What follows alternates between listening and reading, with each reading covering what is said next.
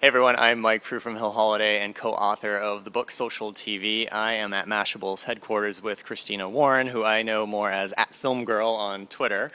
We've just been talking over the past half hour for some content for the book, and just wanted to ask Christina a few more questions. So the first question is, can you describe how you are seeing the television landscape changing?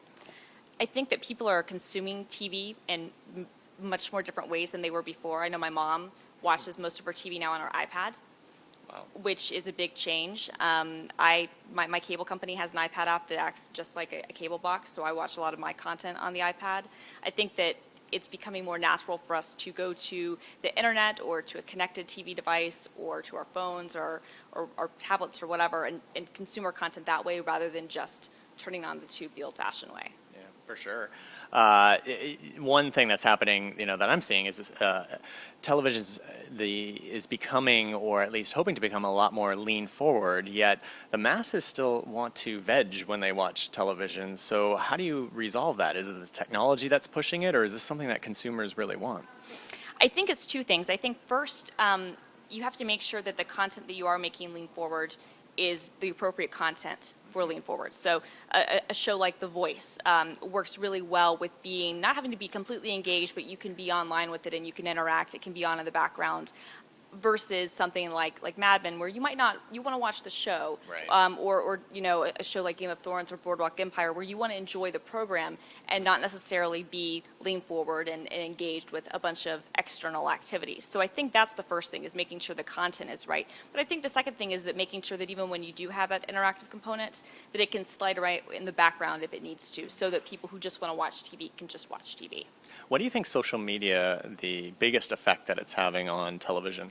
I think it's moving us into more of a live, watching things as they happen, and more of an event-driven TV environment versus being more time-shifted. We're once again in that era where people want to tune in for live events, in part because they want to see what happens on social media and see explosions. Award shows are, I think, a great example of that.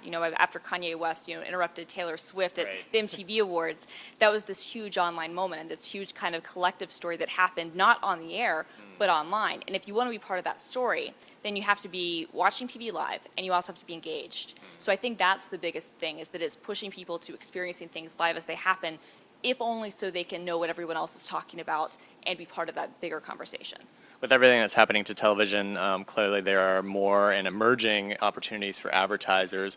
What do you think is the single biggest opportunity for television advertisers in the modern day of television?